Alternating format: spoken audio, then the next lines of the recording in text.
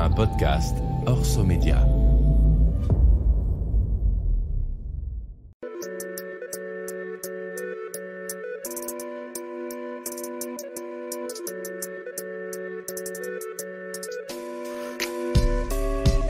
On les appelle des influenceurs, ou certains préfèrent créateurs de contenu.